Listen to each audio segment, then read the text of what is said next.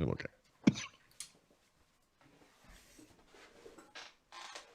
For those wondering why it wasn't live a couple minutes ago, this episode is brought to you by Skype Crashing. Skype Crashing is for all your adventures. Yeah.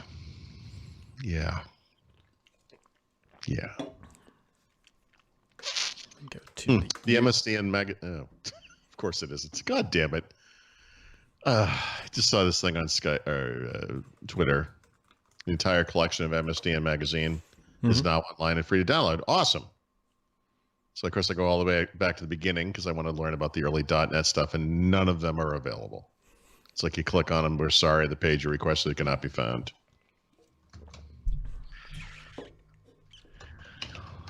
All right, you ready? Yeah, sure. It's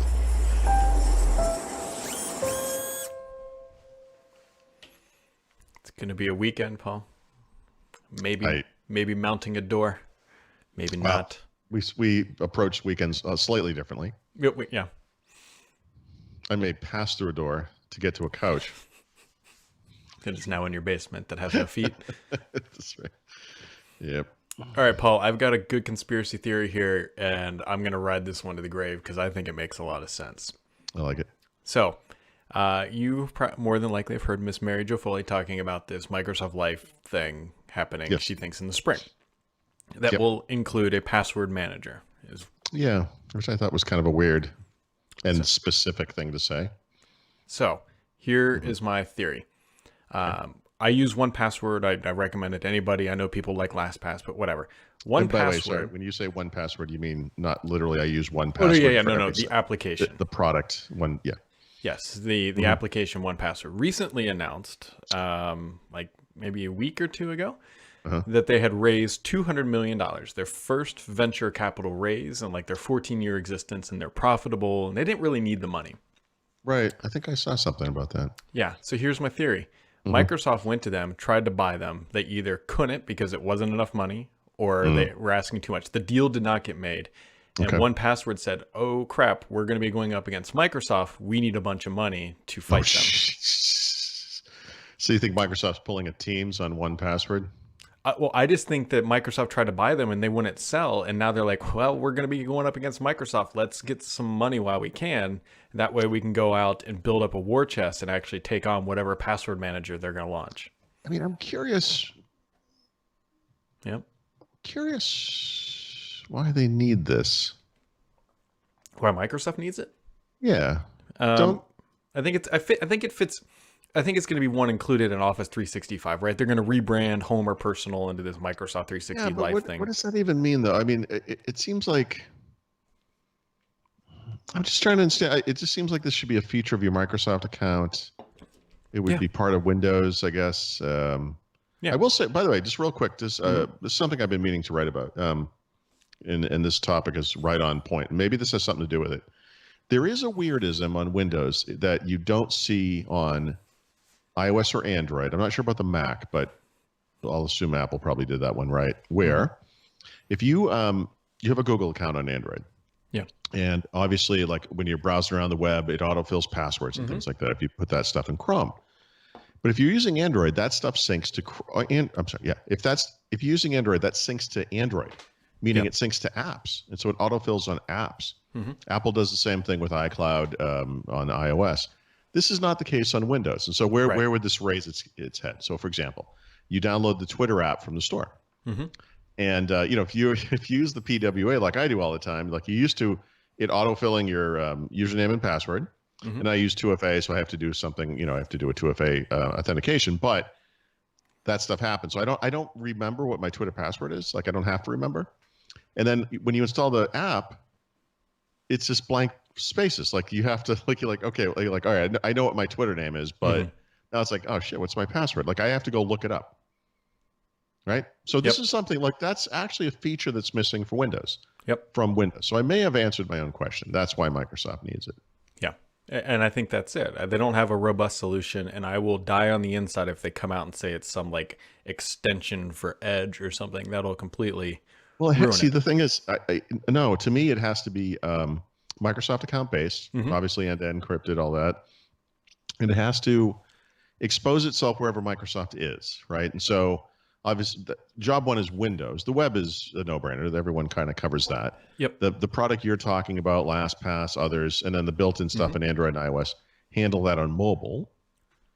But Microsoft makes a bunch of mobile apps. Microsoft just came out with an announcement yesterday, I think it was, about mobile apps and design and Fluid Framework and Fluent and blah, blah, blah, blah, blah. But, if you think about it, like they got rid of Cortana as a standalone app on mobile, and they're integrating that functionality into their apps.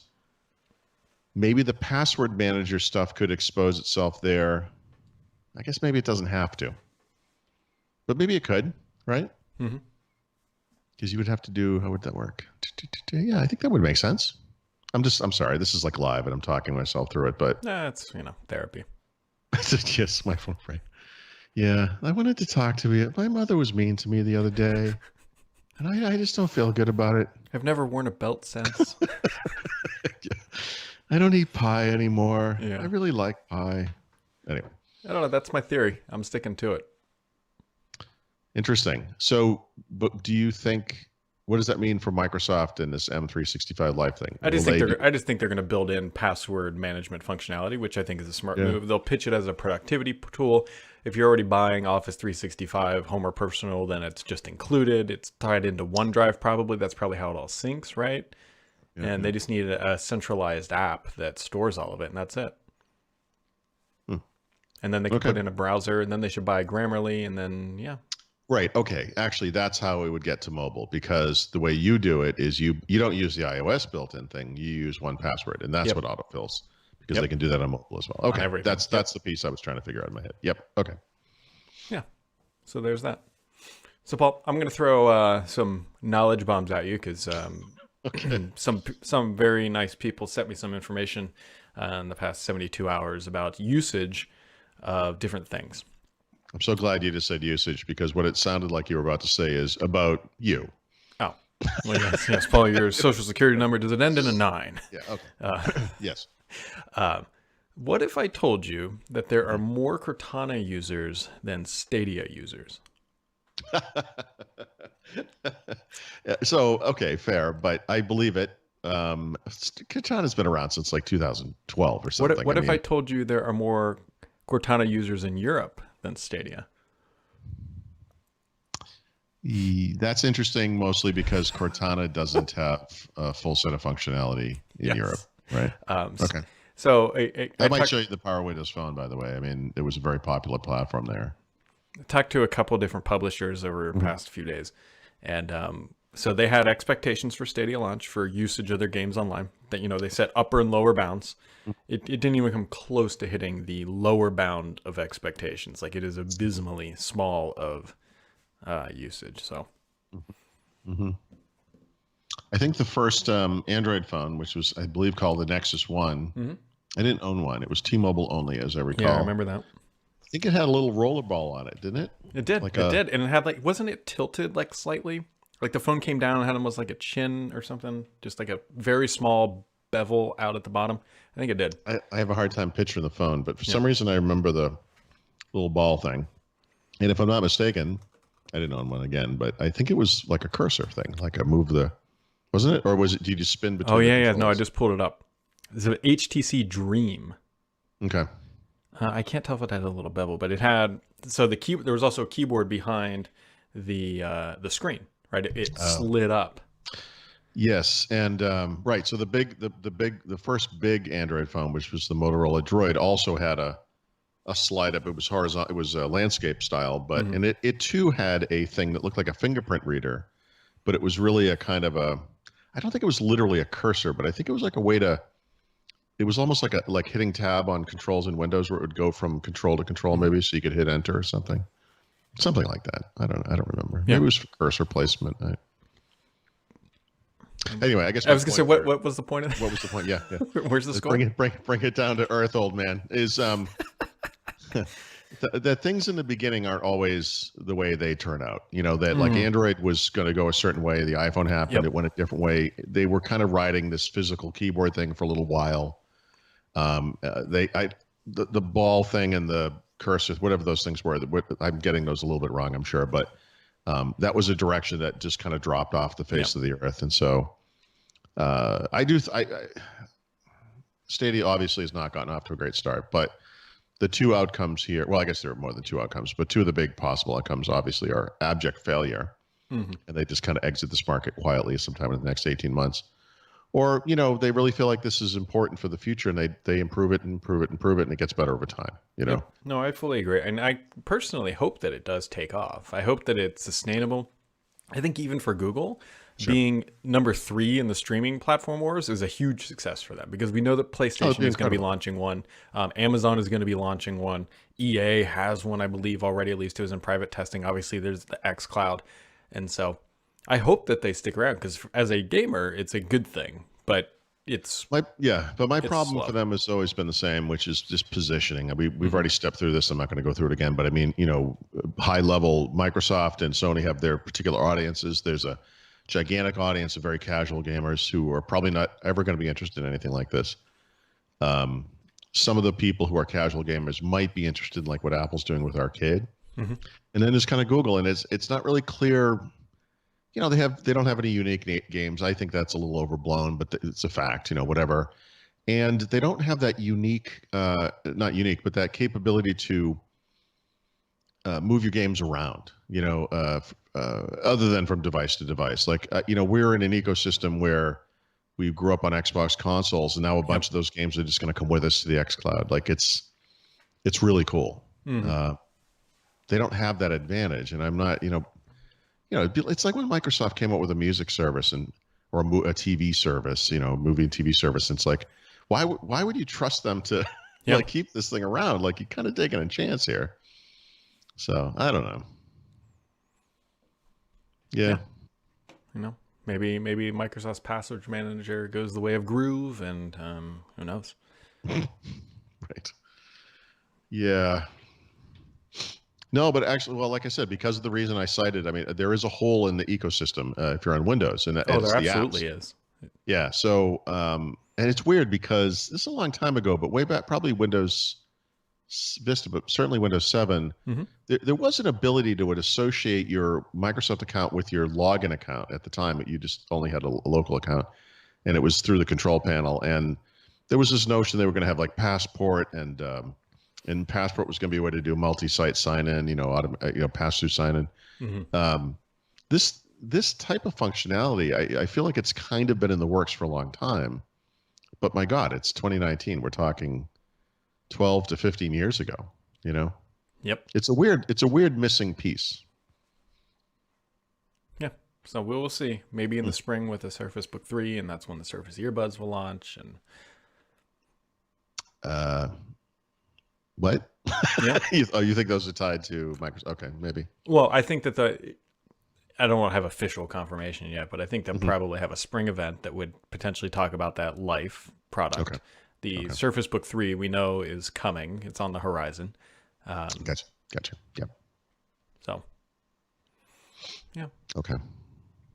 That's where I'd place my chips down on the blackjack table. Well, I'm glad you mentioned this, because when I read Mary Jo's piece, and she had mentioned this on Windows Weekly as well, I was like, password manager. What on earth could that be for? But actually, I've been complaining about this for a while. Like, it solves a problem I've been complaining about. They're great. So. I highly recommend. No, I don't mean that they're not great. I mean, I was like, how could this be a feature of this thing?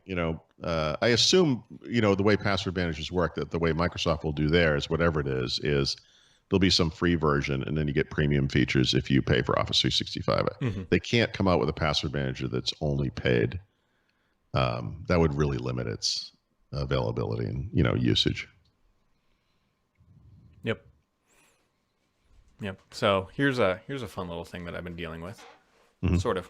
It's resolved itself, because I found this out over the weekend, or last week. So we got a new furnace and all that stuff installed, and I have a TV right here, and this is where I'm currently playing Xbox in my basement while the rest of it's being finished. It'll eventually move, blah, blah, blah. But there had been a weird smell in this specific area. And like, I had been kind of getting pretty concerned about it. And I knew it least in the back of my mind, I thought that it doesn't smell like gas. It doesn't smell like natural gas and all that. So, Okay. but I was kind of freaking out. So I bought a gasometer. I think it's called a gasometer, whatever. And it sniffs the air. And it said, came back with nothing, like nothing, whatever. And then I actually stuck it. It said who farted. Yeah, pretty much. So I'm like, does this thing even work? So I stuck it on the top of my gas water heater. And like it blew up like through when the exhaust was going out, where it's supposed to, because there's a vent, and I stuck it in the vent. Yes. And it's like, oh, this is combustible gas, whatever, blah blah blah. So what I found out what it was is when they put the furnace in, like the metals inside the furnace are coated for corrosion, and for the first, it's, as you heat it up, it's like when you turn the heat on for the first time and you're smelling the dust burning. Yeah, but I looked in the instruction manual, because why would I do that? But I did. And it says that smell can be present for up to 4 weeks after installation. Okay. And so I was actually going to ask you if you were heating a new part of your basement or something, because it could be just that kind of thing, you know? And that's exactly, so like I haven't smelled it in probably like a week and a half. And it just occurred to me that that is exactly what it was. And Okay. Anyway, so if anybody has any smells in their basement and they have a new furnace, keep that one in the top of your mind, because that might be what it is. Interesting. Yeah. And then other interesting things, which I'm a little mixed on this one. So Snapdragon announced like lower tiered chipsets, right? They announced that they have the 8CX. Now they have the 8C and the 7C. And while I really like the Surface Pro X, I struggle to think about how they would downclock performance on that thing. I know. I was not pleased by this. I get it. Yeah, I get it too, but I don't know if I get it from a positioning perspective, but I don't know if I would get it from go buy this. Obviously, one of these might end up in a future Surface Go potentially, but even that seems a little dicey potentially. Yep. I mean, who knows? I didn't look too deeply in this, because my first reaction was the same as yours. It was kind of like, oh, what are you doing? What are you doing? Yeah. It's possible that the lower end one, like the 7C, maybe it works particularly well with like eMMC type storage, or the type of storage you would see on a phone as opposed to something you'd see in a computer. I don't know, but I'm obviously they're gonna. Well, I shouldn't say obviously. They at least would have the chance of having integrated LTE and or 5G. Mm-hmm. I didn't read it, but I don't. Yeah, I don't know. It's still like the problem with the Snapdragon stuff is that they are charging premium prices for these devices. Yes, they are. And the one place that's not really premium is the performance, Mm-hmm. And of course, the compatibility issues, which may or may not raise their heads depending on what you're doing. But I feel like to get into this market, they almost just have to lower the prices. Like it would be better if they just didn't cost as much. You know, like I don't know what the economics are. I know that's incredibly stupid it's sounding, but I mean, they're just charging premium prices for this. People are going to buy this and be like, like anyone who used a 835 or an 850 based ARM device knows it's not good. Yep. It's not good. Yep. I don't know. I feel like a bunch of us, we want it to work. Yeah. You kind of give it a pass. I haven't used the machine you have. So, I mean, the Pro X has that, what's it called? SH1? Is it the SQ1? SQ1. Okay. Yeah. And I'm sure it's better, but I think I think what you're getting at, having used it, is like, that's what it should be. Yeah. Like there shouldn't be something below this. Yes. This is, this should be the thing. The minimal viable product, right? It's fine. This is good. If you're going to clock that down and do what? No one was like, man, this thing's kind of a fire breather. Could we get like a slower version of this? Yeah, exactly. I don't know. So we'll find out. Knowing how these things play out, it probably won't be for about a year, 5 months minimum that we would potentially see. Yeah, so we might see some announcements at CES, but it's more likely we might see one or two at Mobile World Congress. Yeah, that would make sense. And then April, May, it'll probably be a little while. Yeah, so we'll see. We will see what Qualcomm has up its. You know what we haven't seen, by the way? What? Is any real announcements around HCX laptops. Like there's no big list of them. Like there isn't even a short list of them. I mean, I realize there's probably one or two. Yeah. Like when does that happen? That's a good question. Yeah. Are you telling me, Paul, that vendors might be a little slow to adopt ARM on Windows again for the third time? Yes. Right. Right. Once bitten, twice shy, or whatever. I don't know. It's about $1 billion here among friends. It's just money. Well, the other thing is like, I haven't, I only have this one in front of me, but like I just got this, it's a Spectre X360. I think it's small, it's light, it gets like 20 hours of battery life. It's got a 10th generation Intel Core processor in it. It's amazing. Yeah. This one doesn't come with LTE, but I think you can get it, and if not, there's the business version, that Elite Dragonfly has it for sure. And yeah, like this thing is $12.99. I mean, that's what they're going to charge. Yes, it's a premium device, but I mean, well, no, I mean that's like the problem. Like you look at something like that versus something like this, which is the Pro X, roughly the same price, give or take. Right. Yes. It's got Thunderbolt 3. It's nice. And I mean, that's the thing. I want the ARM thing to make sense. I want ARM to influence Intel to make their mobile stuff even better. But I mean, it seems like they're in a pretty good place. Yeah. Yeah. I don't know. We'll find out. With CES is about a month away. I can't wait enjoying that one virtually. Yeah, don't worry, we still have to go to Vegas sometime in the spring. Yeah, when is that? May. It's like usually like 2 weeks before build or something. Good. Or after build. I think it's after build. Okay. So that'll be fun. Yeah, something like that. You got anything else for today, Paul? I just wanted to mention that the Windows 10 field guide has gone live for people who are premium customers. Have you gotten any customer support questions about it so far? Only one, but considering how many thousands of things are out there, so far that is like zero, effectively. Okay. Oh yeah, I was a little nervous about that, but that's good. The one thing I did, if you didn't see it in the post, I decided I was sort of thinking about this. It's like I originally was going to move on to a new edition of the book after this version, but I was like, I just gave it away to premium people, and they're not going to get any updates. So I'm going to update it for 2020. Like I'll update it all of next year as well, and then we'll figure out what happens after that. That's nice because I like to procrastinate. And the other small thing, just is like this, it's kind of random. I'm working on this Notepad clone thing, as you know, for the Windows Forum Visual Basic project, and I'm within 5 or 6 commands of being done with the whole thing. But the 5 or 6 that are left are really hard, hard. And I actually think I'm going to be able to do it. Like I can kind of see it happening. But I was sitting here and I'm looking over at my bookshelf, and I have on the top shelf all these books I had bought for the programming Windows series that I'd done over the summer. And it's all these like ancient Windows 3.1, Windows 95, whatever, Inside Windows NT first edition. And then there's a book up there, and it's called Programming Windows with C#. And I'm like, that's that's about the thing I'm working on here. And I opened it up finally. It's like this big. And Charles Petzold, right, genius.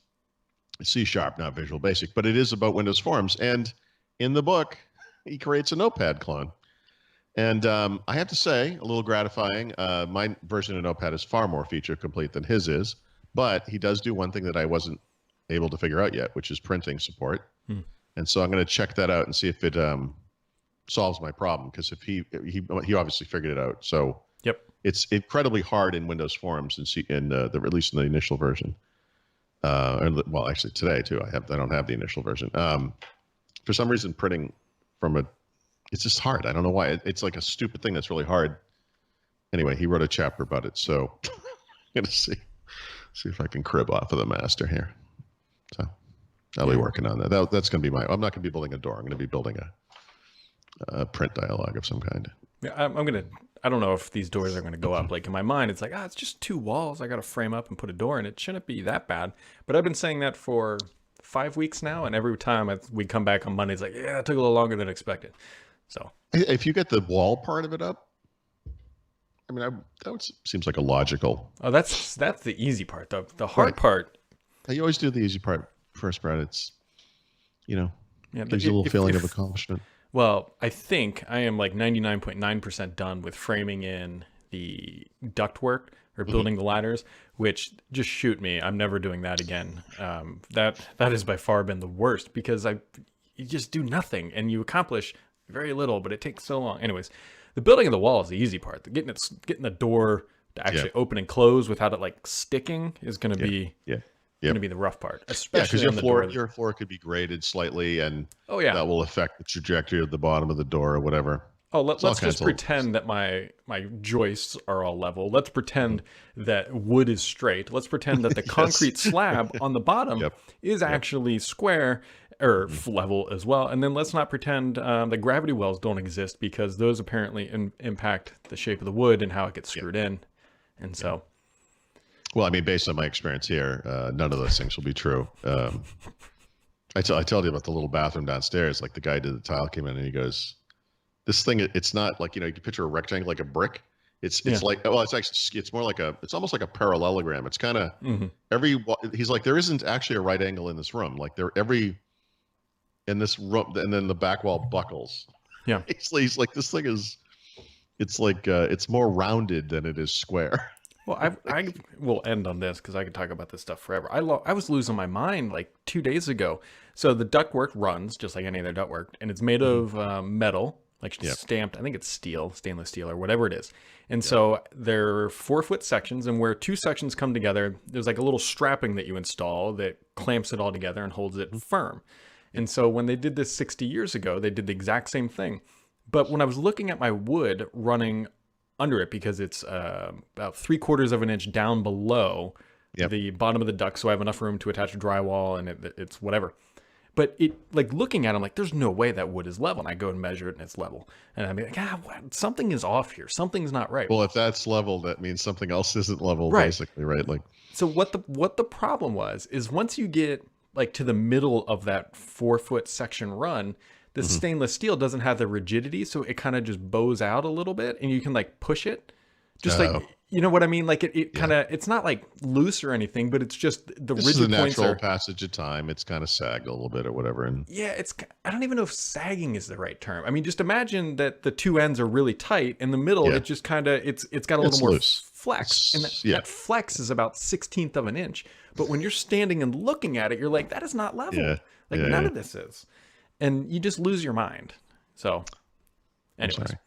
anyways, when I die an early death, just make sure that the coffin they put me in is just oblong, so I don't have to worry about it from the grave that this coffin isn't square. Right, it'll be a rounded rectangle, so we can hear you screaming from hell.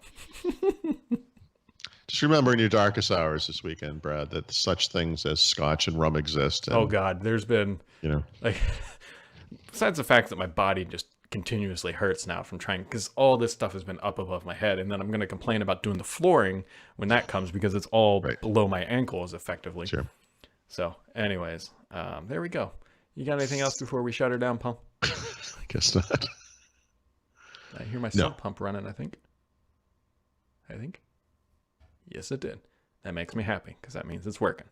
Yay. So, all right, folks, so that wraps it up for today. We will be back on Monday with hopefully 2 framed up walls with doors installed, but I'm not holding my breath, and you shouldn't either.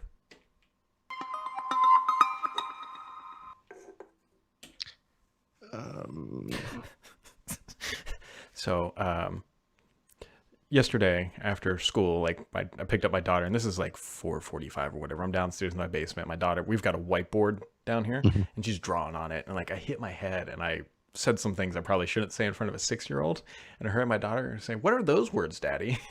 Yikes! Like, oh, that's how we summon the devil. Yeah. Don't ever do that. If you ever want ice cream again after dinner, you will not tell mommy what you just heard. So, all right. Catch you later. All right, good luck.